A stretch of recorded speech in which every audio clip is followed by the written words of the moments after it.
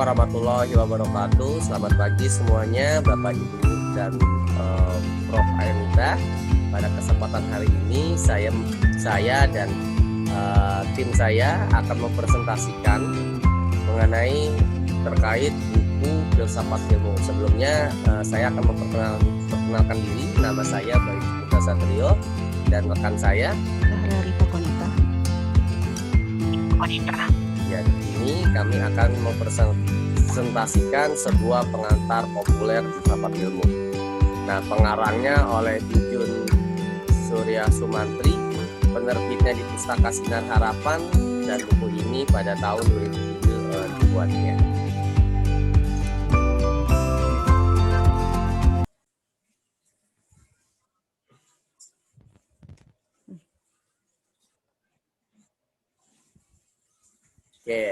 Oke, bab 1. Buku ini terdiri dari 10 bab, termasuk salah satu bab penutup. Nah, bab pertama merupakan pengenalan mengenai hakikat ilmu pengetahuan dan filsafat yang menurut pengarang adalah pengetahuan yang ada dan juga dapat diartikan sebagai seorang yang selalu merenungkan diri terhadap apa yang ada di hadapannya. Jadi pada kesempatan hari ini di bab 1 ini di mana pengarang lebih membahas kepada hakikat ilmu pengetahuan dan filsafat. Jadi di mana pengetahuan atau pemahaman di ilmu pengetahuan itu sangat penting dan dapat didasarkan atau dapat menyuruhkan beberapa cabang-cabang dari keilmuan itu sendiri. Next.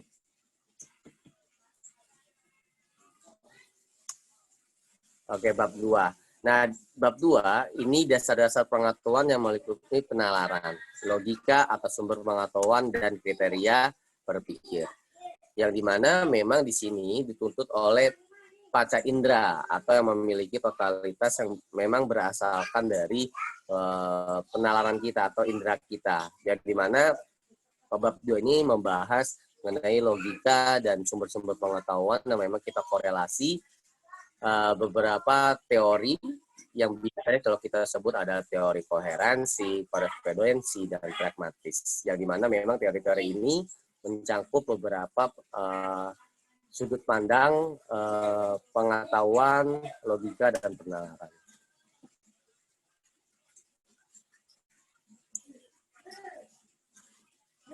Bab 3. Nah, bab 3 ini menjelaskan tentang antologi. Nah, antologi apa sih? Nah, antologi adalah mempelajari mengenai hakikat metafisika, asumsi peluang, beberapa asumsi dalam ilmu, dan batasan pembelajaran ilmu dalam kaitannya dengan filsafat ilmu.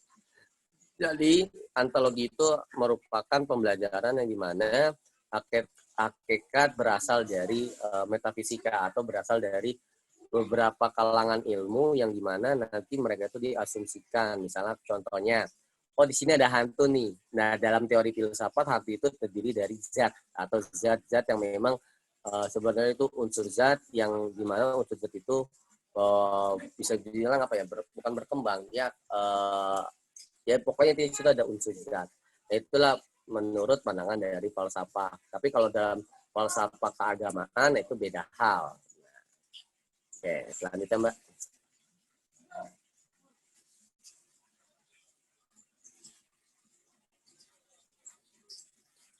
Oke, bab 4. Nah, bab 4 ini membahas tentang epistemologi, yaitu metode keilmuan berbagai cara untuk meraih hakikat filsafat itu sendiri. Terdiri atas jarum jam sejarah menjelaskan perbedaan metode pengetahuan dan setiap keilmuan. Pengetahuan yang merupakan khasana kekayaan mentah secara langsung atau tidak langsung untuk memperoleh kehidupan umat manusia. Jadi sebenarnya yang di atas itu adalah pengetahuan yang dimana merupakan unsur analogi yang dimana memang unsur-unsur ini merupakan pengetahuan ilmiah atau pengetahuan dasar di suatu karya ilmiah yang memang dimana hakikatnya manusia itu sendiri ya dapat memberikan atau dapat mengetahui pemahaman, mengetahui pengetahuan di setiap keilmuan itu sendiri. Oke, lanjut Mbak. Bab 5. Bab 5 mengenai sarana berpikir ilmiah. Pada dasarnya adalah berbagai alat yang membantu kegiatan-kegiatan ilmiah dalam beberapa langkah yang harus ditempuh. Pada setiap langkah tertentu juga diperlukan orang tertentu pula. Jadi gini, dalam unsur kelima ini merupakan sarana berpikir ilmiah. Jadi di mana karya ilmiah ataupun berapa jenis karya ilmiah itu ada beberapa sarana yang di mana sarana ini merupakan fasilitas atau fasilitas penjangkau membuatnya karya ilmiah. Di sini terdiri dari unsur bahasa, matematika, statistik, ataupun yang lain. Lanjut, Mbak. Sampai bab 6 ya? Oke, selanjutnya. Aksiologi nilai kegunaan ilmu. Nah, aksiologi nilai kegunaan ilmu itu ada 4. Yang pertama, ilmu dan maraf. Yang kedua, tanggung jawab dan sosial ilmuwan. Yang kelima, nuklir dan pilihan moral. Dan keenam, revolusi genetika. Oke, selanjutnya Mbak Rifa yang akan menyampaikan presentasi ini. Ya, selanjutnya di bab 6 ini itu ada sudah ada 4 dari hal-hal ini ya. Namun di sini saya hanya menjelaskan dari ilmu dan moral dan tanggung jawab seorang ilmuwan karena nuklir dan pilihan moral serta revolusi genetika ini merupakan produk dari tanggung jawab sosial ilmuwan itu sendiri. Yang pertama, kutipan ilmu dan moral dalam buku ini. Sejak pertumbuhannya itu, ilmu sudah terkait dengan masalah-masalah moral, namun dalam perspektif yang berbeda. Jadi di sini Copernicus tahun 1473 sampai 1543 itu mengajukan teori tentang kesemestaan alam dan menemukan bahwa bumi yang berputar mengelilingi matahari dan bukan sebaliknya seperti apa yang diajarkan oleh ajaran agama. Maka di sini disinilah timbul interaksi antara ilmu dan moral. Nah, selanjutnya para ilmuwan itu berusaha untuk menegakkan ilmu yang berdasarkan penafsiran alam dan sebagaimana semboyannya itu ilmu yang bebas nilai. Selanjutnya itu tanggung jawab sosial ilmuwan. Jadi secara sejarahnya fungsi sosial dari kaum ilmuwan itu telah lama dikenal dan diakui. Pada masa itu Raja Charles II dari Inggris mendirikan The Royal Society yang bertindak selaku penawar bagi fanatisme di masyarakat waktu itu. Pada saat itu tuh seperti yang biasa kita lihat di film-film ya, jadi ilmuwan pada waktu itu berusaha mengenai toleransi beragama dan pembakaran tukang-tukang sihir. Jadi keilmuan yang dilakukan, jadi sikap sosial seorang ilmuwan sebenarnya ini tuh harusnya adalah konsisten dengan proses penelaahan keilmuan yang dilakukan. Ilmu terbebas dari nilai, ilmu itu sendiri netral dan para ilmuwanlah yang memberikan nilai. Dalam menghadapi masalah sosial, seorang ilmuwan yang mempunyai latar belakang pengetahuan yang cukup harus menempatkan masalah tersebut pada proporsi yang sebenarnya dan menjelaskan kepada masyarakat dalam bahasa yang dapat dicerna. Nah, dengan kemampuan yang dimiliki seorang ilmuwan ini, maka harus dapat mempengaruhi opini masyarakat terhadap masalah-masalah masalah-masalah yang mereka alami. Di bidang etika, tanggung jawab seorang ilmuwan bukan lagi memberikan informasi, tetapi memberikan contoh. Nah, selanjutnya itu ada nuklir dan pilihan moral, serta revolusi genetika. Jadi, karena pengertian, jadi di sini karena ilmuwan itu harus bertanggung jawab, tanggung jawab kepada produknya nanti. Jadi mereka juga harus bertanggung jawab kepada pembuatan dari nuklir itu sendiri serta revolusi genetika. Selanjutnya bab 7, ilmu dan kebudayaan. Nah, di sini itu ada 3. Pertama, manusia dan kebudayaan. Yang kedua, ilmu dan pengembangan kebudayaan nasional. Yang ketiga, 2 pola kebudayaan. Manusia dan kebudayaan itu didefinisikan pertama kali oleh E.B. Taylor pada tahun 1871. Di mana dalam bukunya itu ada judul bukunya itu Primitive Culture. Jadi primitive culture itu kebudayaan yang diartikan sebagai keseluruhan yang mencangkup pengetahuan, kepercayaan, seni, moral, hukum, adat, serta kemampuan dan kebiasaan lainnya yang diperoleh manusia sebagai anggota masyarakat.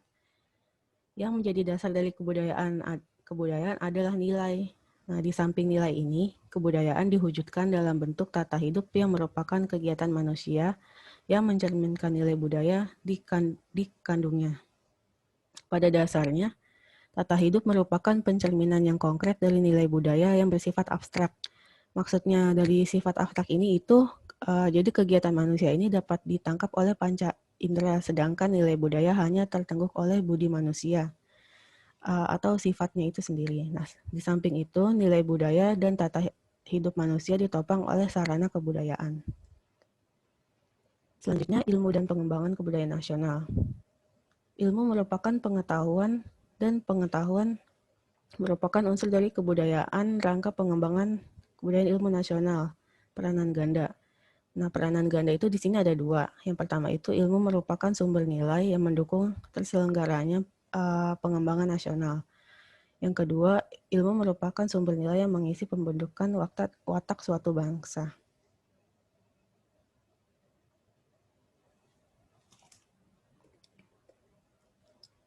Selanjutnya ada dua pola kebudayaan yang terbagi ke dalam ilmu-ilmu alam dan ilmu-ilmu sosial. Di sini ada istilah raison d'être yang menjadi argumentasi pembagian jurusan ini adalah asumsi yang pertama mengemukakan bahwa manusia mempunyai bakat yang berbeda dalam pendidikan matematika yang mengharuskan kita mengembangkan pola pendidikan yang berbeda pula. Nah, itu asumsi yang pertama. Kemudian asumsi yang kedua itu adalah yang menganggap bahwa ilmu sosial kurang memerlukan pengetahuan matematika. Nah, asumsi yang kedua ini sekarang tidak relevan lagi karena pengembangan ilmu sosial membutuhkan bakat-bakat matematika yang baik untuk menjadikan pengetahuan yang bersifat kualitatif. Selanjutnya, ada ilmu dan bahasa. Di sini ada tiga, yaitu terminologi dari ilmu pengetahuan dan sains. Dan ada quo vadis, politik, bahasa nasional. Terminologi ilmu pengetahuan dan sains itu, jadi seluruh bentuk dapat digolongkan dalam kategori pengetahuan atau knowledge, di mana masing-masing bentuk dapat dicirikan oleh karakter objek ontologis, landasan epistemologis, dan landasan aksiologi masing-masing. Jadi ini mengacu kepada bab 1 dan 2 dan 3 sebelumnya itu. Selanjutnya quo vadis. Quo vadis itu adalah bahasa Latin yang artinya arah atau arahnya itu kemana. Nah, jadi terminologi ilmu untuk sains dan pengetahuan itu untuk knowledge.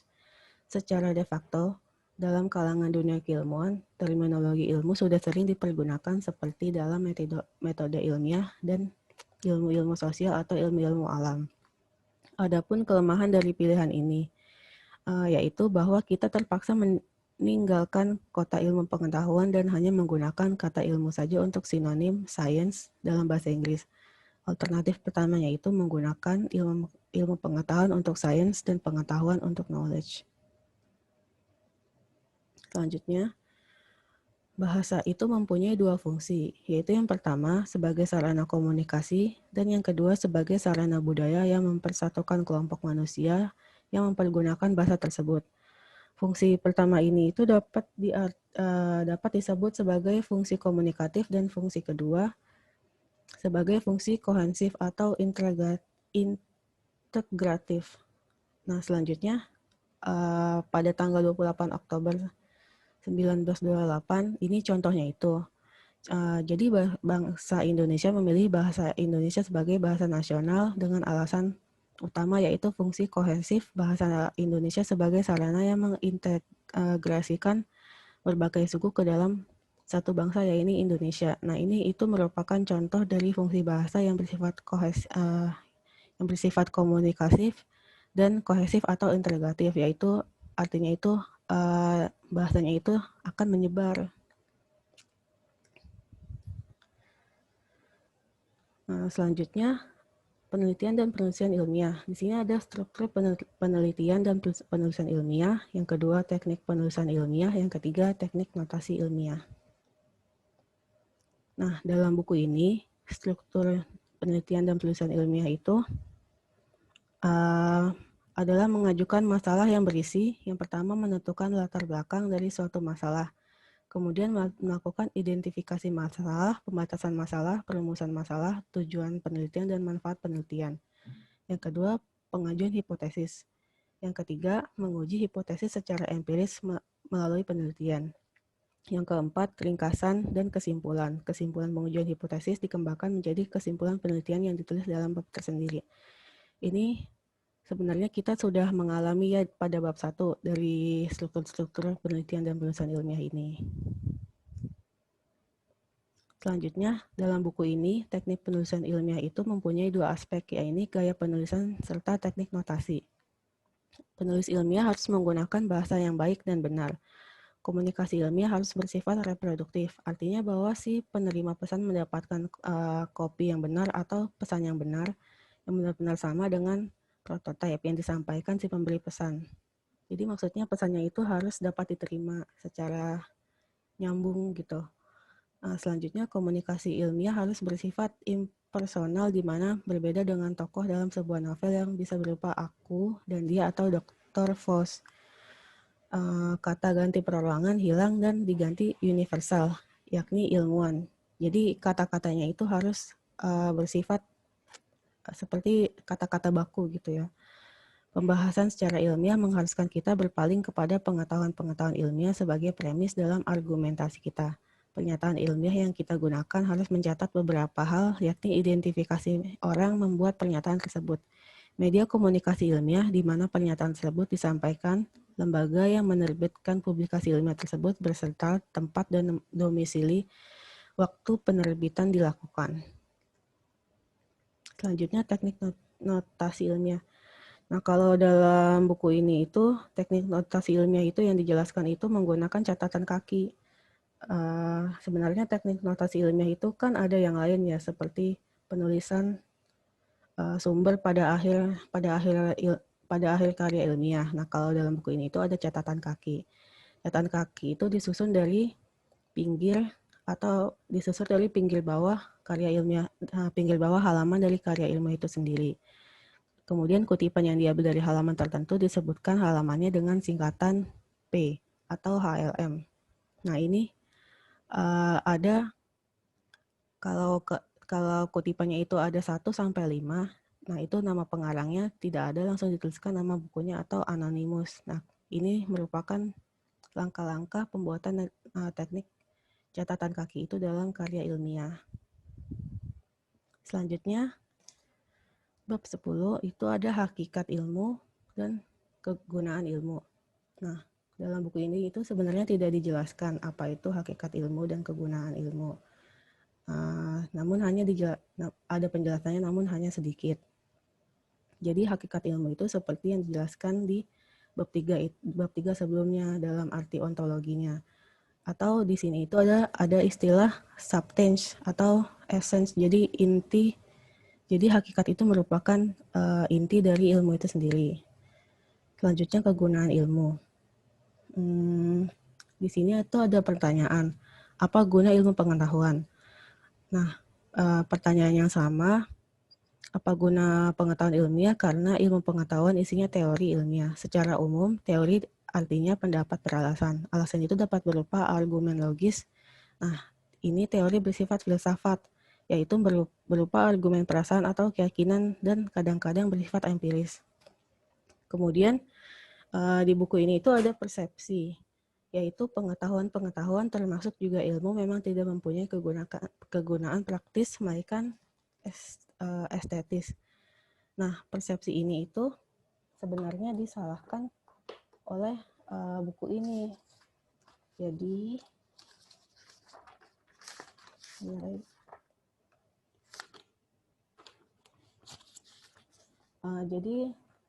persepsi itu dibilang salah karena sebenarnya yang menyebabkan berkembangnya kebudayaan menghafal dalam sistem pendidikan kita itu adalah persepsi ini. Nah, jadi ilmu tidak berfungsi sebagai pengetahuan yang diterapkan memecahkan masalah kita sehari-hari. Nah, cara mengatasi masalah itu tuh dengan cara memahami hakikat ilmu itu sendiri. Jadi maksudnya ilmu itu tidak harus digunakan secara praktis saja. Jadi kita seharusnya itu dapat memahami arti ilmu itu sendiri agar bisa digunakan dalam dalam memecahkan masalah kita sehari-hari. Nah, selanjutnya itu ada kelebihan dan kekurangan buku. Kalau kelebihan buku ini itu adalah isi dalam buku Filsafat Ilmu ini memiliki pembahasan yang luas serta detail dalam penyampaiannya. Tidak hanya terpaku pada satu ide pokok, namun penulis dapat mengaitkan antara satu pokok masalah ke dalam hal-hal yang bersifat umum. Dalam buku ini itu juga sebenarnya ada beberapa kutipan atau pesan yang bergambar dan ada juga pesan melalui syair yang lainnya sehingga pembaca tidak dibosankan dengan hanya tulisan yang monoton. Penulis di sini juga memberikan contoh dalam kehidupan sehari-hari seperti contoh-contoh yang dijelaskan sebelumnya itu. Nah, itu memudahkan pembaca untuk memahami isi dan pesan dari buku tersebut. Kemudian kekurangannya dalam buku ini itu adalah terlalu banyak contoh pada buku sehingga terlihat contoh yang lebih mendominasi daripada inti dari pembahasan tersebut. Dan sedikit teori-teori yang menjelaskan dari istilah-istilah bahasan filsafat dalam buku tersebut sehingga masih banyak kata-kata atau judul subbab yang sulit dimengerti.